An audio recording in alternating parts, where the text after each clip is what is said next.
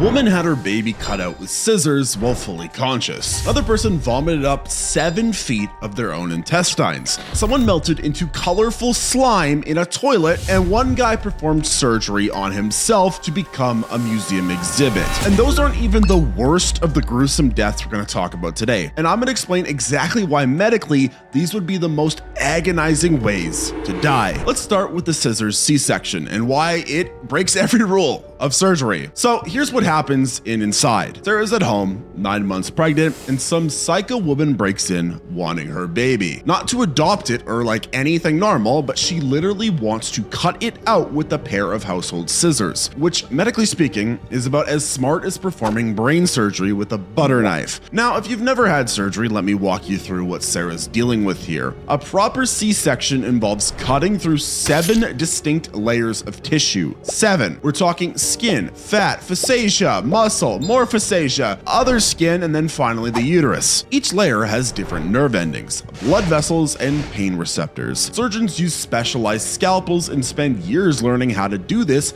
without killing people. This lady's using scissors from the kitchen drawer. The first cut would hit the skin and the fat. That's where most of your nerve endings live. So Sarah immediately feels what doctors describe as a severe cutting pain. But here's the fun part. She's fully conscious. There's no anesthesia, no epidural, just raw panic and whatever adrenaline her body can pump out, which, spoiler alert, isn't enough to block the pain of having your abdomen sliced open. The scissors then hit the rectus abdominis muscle. This is where things get medically insane. Muscle tissue is tough and fibrous. You can't just hack through it with scissors. It's designed to protect your internal organs from exactly this kind of damage. So now the attacker has to saw and tear through muscle fibers while Sarah's body goes into shock. By the time she reaches the uterine wall, Sarah's lost enough blood to put her in hemorrhagic shock. Your uterus during pregnancy is basically a blood-filled balloon. Cut into it wrong and you've got about 4 minutes before fatal blood loss. Professional surgeons know exactly where to cut to avoid major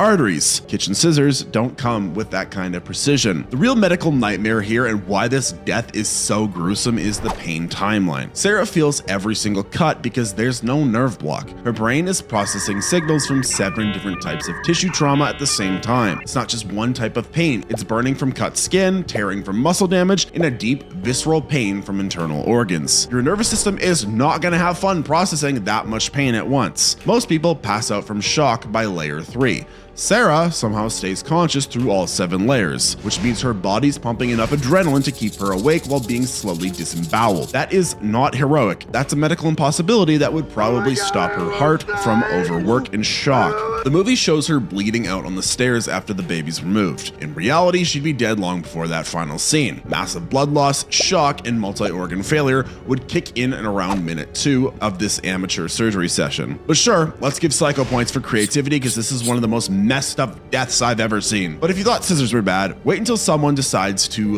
vomit up their intestines. This scene from City of the Living Dead is famous for one reason. The actress Daniela Dora actually put real sheep guts in her mouth and spit them out on camera, because apparently method acting includes becoming a human sausage dispenser. The character Rosie gets cursed by an evil priest ghost and starts bleeding from her eyes, which is like pretty normal in horror movies. But then she begins throwing up her own internal organs. Not food, not blood, but her actual intestines, all 7 meters of them. Now, your small intestine is about 23 feet long when stretched out, which is longer than most people's living rooms. It's currently folded up in your abdomen, taking up roughly the space of a large pizza. And the idea that this entire organ could somehow travel up through your esophagus and out of your mouth is hilarious, because your esophagus is about 10 inches long and maybe 1 inch wide. It's designed for food going down, not organs coming up. Yet here's Rosie somehow bypassing millions of years of evolution to become a reverse wood chipper. The physics alone make no sense. To vomit up intestines, they'd first have to detach from arteries that keep them anchored to your abdomen wall, which is instant fatal bleeding, by the way. Your intestines aren't just floating around in there like freaking worms or spaghetti in your stomach. They're connected to your circulatory system with major blood vessels. Even if we ignore the bleeding, there's the mechanical problem. Your stomach connects to your small intestine through something called the pyloric sphincter. It's about the size of a dime when relaxed, and getting 23 feet of intestine through a dime-sized opening would be the most messed up magic trick ever. But let's say the ghost priest gives Rosie supernatural jaw dislocation powers. Her mouth would need to stretch to about 4 inches wide to accommodate bundled intestines. That's unhinging your jaw Cobra style, except Cobras evolved to do that, humans did not. The movie shows this happening over several minutes while Rosie stays conscious. In reality, she'd pass out from blood loss in under 60 seconds. In this area, your arteries carry about 20% of your cardiac output. Rip those loose and you're looking at catastrophic damage that makes the scissors scene we just talked about look like a paper cut. Here's the really fun part though. Director Lucio Fulci was dead serious about this being scary. He wasn't trying to be funny. He genuinely thought audiences would find a woman vomiting sheep intestines terrifying rather than absurd. And somehow it worked. People still talk about this scene 40 years later. The UK actually banned this movie for 24 years because of this sequence. 24 years. They saw Daniel Doria spitting out farm animal guts and decided British society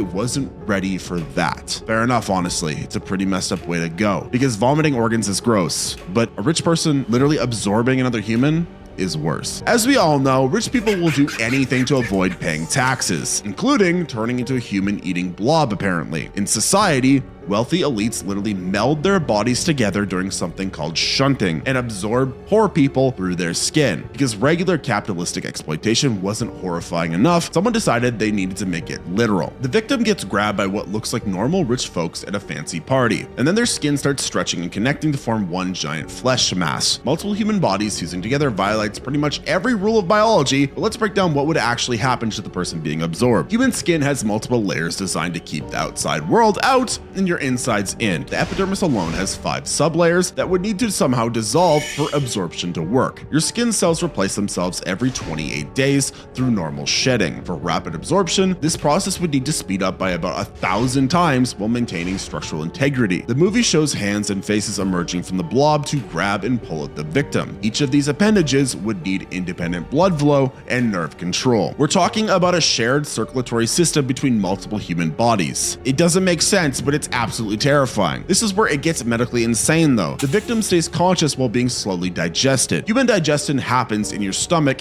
using hydrochloric acid strong enough to dissolve metal. For external digestion, these rich people would need to secrete industrial strength enzymes through their skin. Their own skin would dissolve first. The absorption process shows the victim's body being stretched and pulled apart like Laffy Taffy. Human skin can actually stretch about 30% before tearing. Past that, you get what doctors call tissue failure. The victim would essentially be ripped into pieces before any absorption could happen, because physics beats biology every time. Yet somehow, the victim remains intact enough to scream while being absorbed. The pain receptors in human skin can only fire for about 10 minutes under extreme stress before shutting down. After that, you get nerve death and numbness. The movie shows prolonged consciousness suffering that your nervous system literally can't sustain. The most interesting part is that this movie treats this as social commentary about class warfare. Director Brian Uzana was making a point about how the rich consume the poor. Most people just use metaphors for that.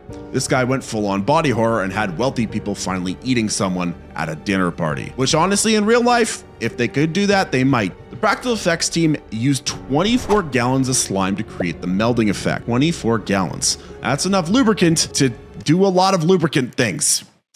Yeah, and yet somehow this got released in theaters where people paid money to watch rich folks turn into a people-eating Jell-O mound. Man, the 80s were messed up. I'm so glad I'm not from that time, but this is a good movie. This movie is honestly interesting because it seems like kind of like a romance rom-com in the beginning, or like some sort of like family drama, and then it just takes a giant 180 as soon as you get to the third act, and it's like, whoa, that's freaky.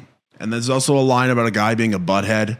That's funny. I can't show it on YouTube, but imagine butt and head literally combined together in the most literal way possible. That's the meme. Just go watch the movie if you haven't. But at least those rich people killed you quickly, because melting takes time. Tenafly Viper is 60-year-old alcohol that's been rotting in a basement since the 1920s. The liquor store owner sells it to a homeless person for $1 because apparently his business model is commit murder for pocket change, although arguably he doesn't really know what it is. Polly buys a bottle, takes one sip, and immediately starts dissolving into bright blue and purple goo. His skin melts off in chunks while he's still conscious and screaming, which raises an obvious question. What kind of chemical could possibly liquefy human tissue that fast? Your cells are held together by proteins and lipids that form structural barriers. Breaking these down normally takes years through natural decomposition. For instant melting, you need something that destroys protein bonds at the molecular level. We're talking about a substance more corrosive than industrial acid. But here's the weird part. Poly doesn't just melt, he melts in rainbow funny colors. Human tissue is mostly water, blood, and various shades of pink and red. Getting bright blue and purple requires chemical reactions that really don't exist in nature. It's as if his cells are breaking down into component elements and reorganized into some kind of toxic art project. The pain would be unimaginable. Your skin contains tons of different types of nerve endings. When cells start dissolving, every single pain receptor is going to be firing at once. It's not just burning or cutting pain, it's your nervous system experiencing complete system failure while still trying to send signals to your brain. And Poly stays conscious for about 3 minutes while liquefying. Normal humans pass out from shock when pain levels hit a certain threshold. It's a built-in safety feature to prevent psychological damage from extreme trauma. Staying awake while watching your own body melt would require your brain to malfunction in very specific ways. The movie shows him trying to flush himself down the toilet as he dissolves. This suggests he retained enough cognitive function to understand what's happening and attempt some kind of solution. That's the most terrifying part.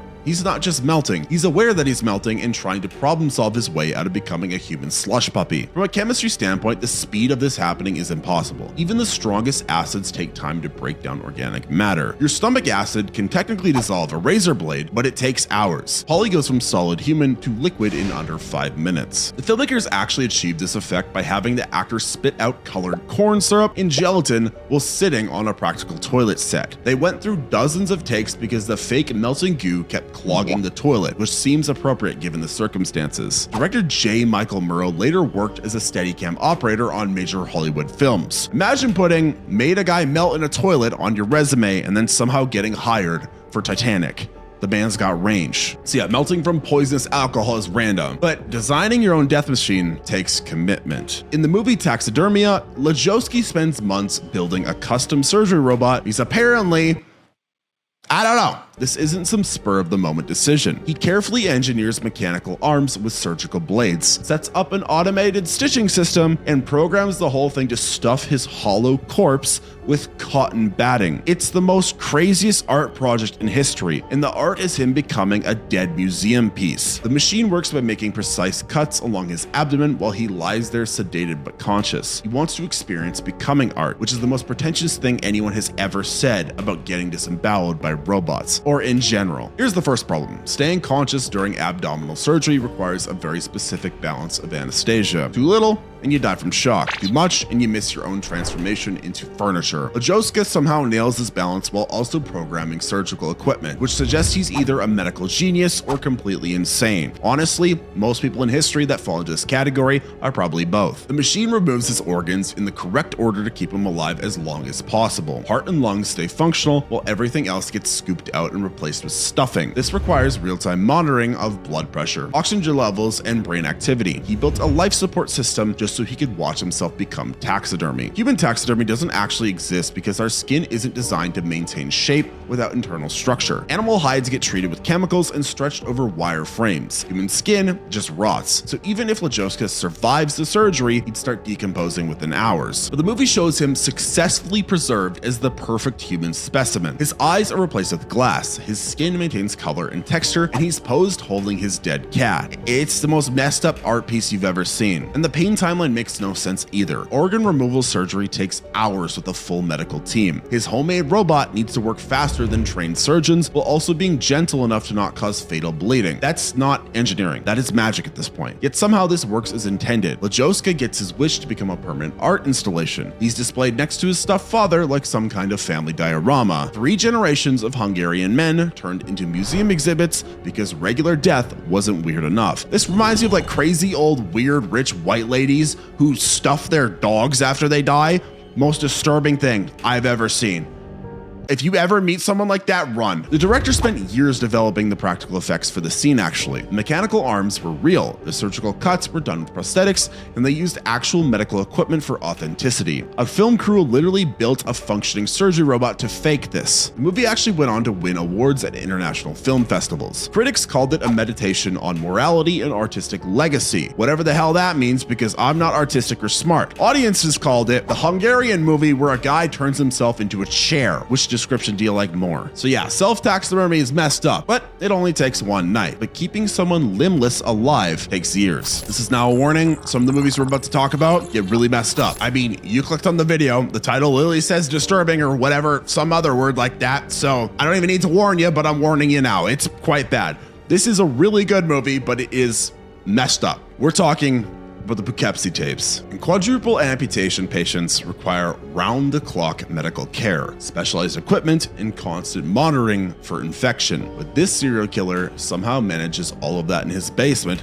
while also running a torture operation. Cheryl gets all 4 limbs surgically removed, plus her tongue cut out, then kept alive for years as what the killer calls his slave. Yeah, the medical logistics alone would challenge a fully equipped hospital. This guy pulls it off with basement level resources. Amputation wounds need daily cleaning and dressing changes to prevent infection. Without proper sterile technique, she would die from sepsis within weeks. The killer would need medical training, surgical supplies, and antibiotics. He's basically running a one-man hospital, except the goal isn't really saving anyone's life. Blood loss management during the initial amputations would require transfusions, IV fluids, and careful monitoring of blood pressure. Most people don't keep bags of O-negative blood in their basement refrigerator, but this guy apparently does. Actually, he might have some because he's like a serial killer, so that actually might make sense. And feeding someone without a tongue requires either a feeding tube or liquid nutrition. She can't chew, swallow normally, or communicate her needs. Killer has to become her full-time caregiver while also being a full-time psychopath, which you can probably guess which job he's gonna favor. This is the most messed up death because the psychological aspect makes this even more disturbing, because Cheryl develops Stockholm syndrome so severe that when police finally rescue her, she can't readjust to normal life and eventually takes care of living herself, if you get what I mean. The pain management here is going to be a full-time job. Phantom limb pain affects 90% of amputees and can last for years. She'd need prescription painkillers 24/7, which means the killer has access to controlled substances. He's basically running an underground medical facility. The movie implies this goes on for multiple years, which just goes to show how painful and how long you have to deal with this pain actually is. It's just a really disturbing death, and honestly, it's more torture than anything, but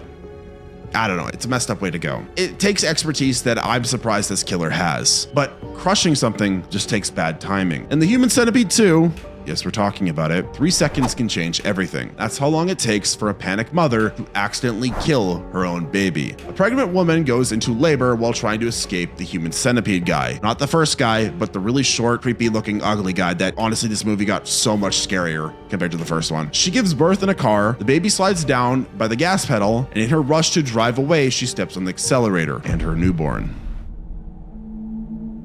Yeah, this is messed up. Newborn skulls are basically nature's cruelest design flaw. Adult skulls are solid bone designed to protect your brain from impact, but baby skulls are soft, flexible, and have gaps where the bones haven't grown together yet. It's protective during birth, but it's useless against a car pedal. The average adult foot applies about 40 pounds of pressure when pressing a gas pedal. A newborn skull can be fractured with just 7 pounds of force. That means you use roughly 6 times the pressure needed to cause fatal head trauma. And in real life, the baby's brain would have been crushed instantly. There's no survival time with this kind of injury. Adult skulls can sometimes protect the brain even during fractures, but infant skulls don't have that ability. The soft bones collapse inward, causing immediate brain destruction and instant death. So, I mean, the silver lining here is at least the baby didn't suffer, but this is just messed up. After this all happens and the shock wears off, the mother's gonna realize what has happened.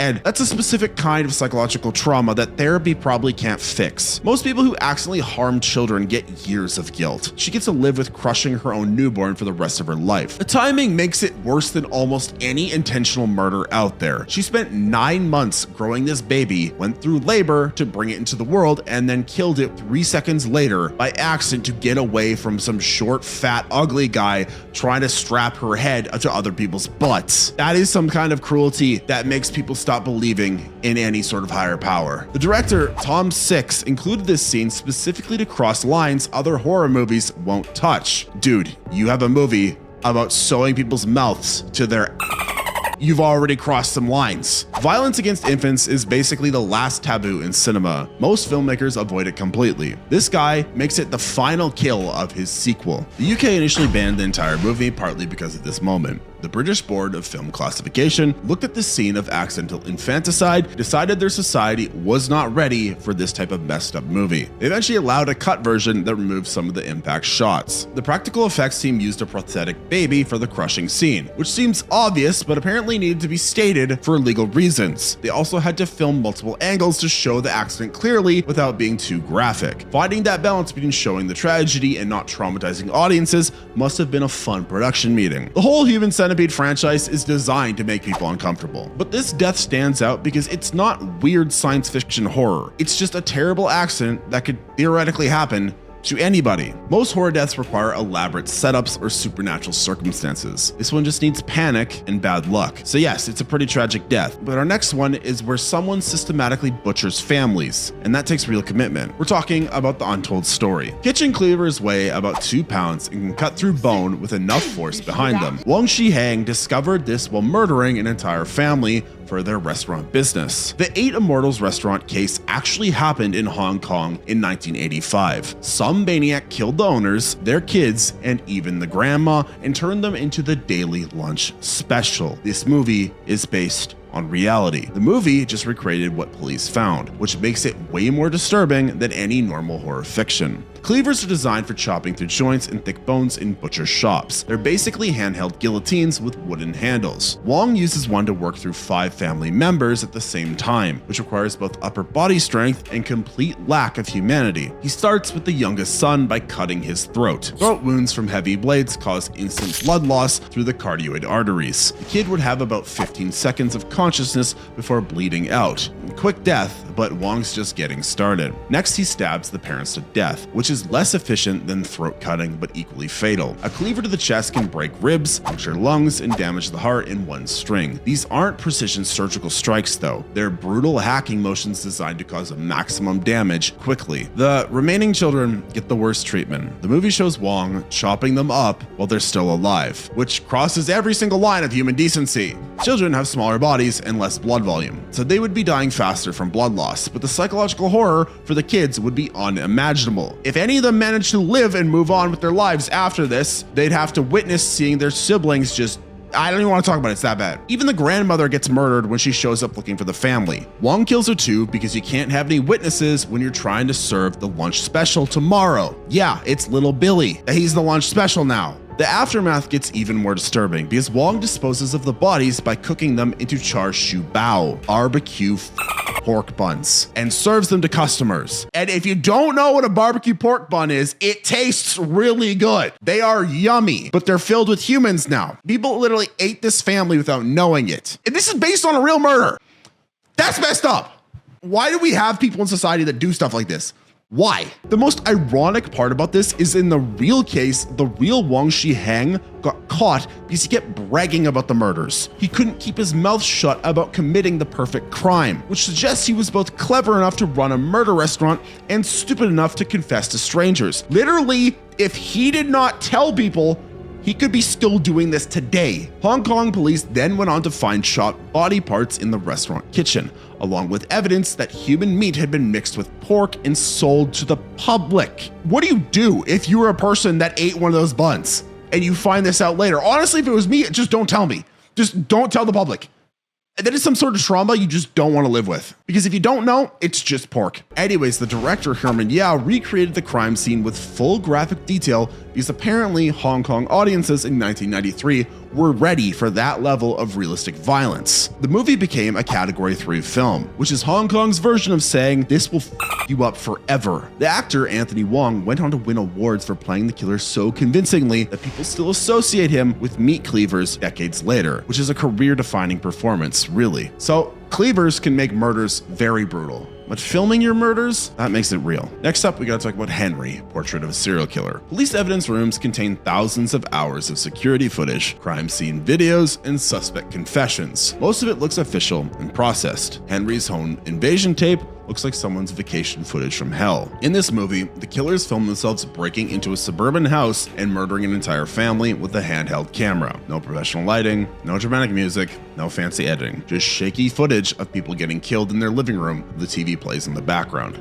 Neck breaking sounds exactly how you would expect, a sharp crack followed by a sudden limpness.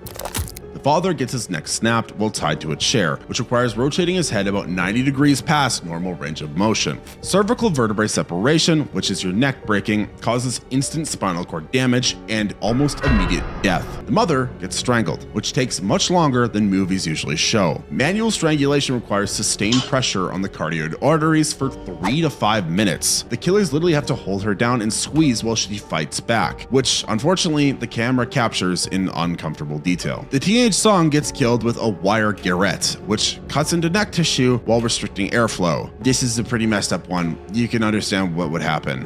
What makes this unbearable isn't just the violence itself, but it's how ordinary everything looks. The house could be your neighbor's place. The family seems normal and relatable. They didn't do anything wrong like in other horror movies. They're literally your next door neighbor. And the killers talk casually while committing murder, treating it as like a routine activity rather than life-changing trauma that we all know in like cinema we've seen. The camera work really adds to the realism too, because professional horror movies use steady shots and perfect angles to maximize dramatic impact. This footage shows murders from whatever angle the handheld camera happens to capture. Sometimes you can't see important details. Sometimes the camera shakes or goes out of focus, which is why I think found footage is some of the most disturbing horror out there, and one of my favorites. I know it's overused as hell, but when it is done well, it is so damn scary. Director John McNaughton shot this scene to look like actual evidence footage that police might find. No dramatic lighting, no horror movie music, no stylized violence, just brutal killings documented by an amateur videographer who happens to be a psychopath. The results feel voyeuristic in the worst way. You're not watching a movie death scene designed for entertainment. You're watching what looks like real people dying while someone films it for personal reasons. It's messed up. McNaughton based the film on real serial killers, particularly Henry Lee Lucas, who claimed hundreds of murders across multiple states. The home invasion scene reflects actual crimes that happened to real families, which makes the footage even more disturbing. Censors actually demanded cuts to this sequence because it felt too authentic. They weren't worried about gore or explicit violence. They were concerned that audiences might think they were watching actual murders. The realism crossed lines that normal horror movies never approach. Most horror movies just want you to enjoy that feeling of adrenaline you get from being scared. This one just wanted you to feel sick. But it is nothing compared to our final death in this video, where we gotta talk about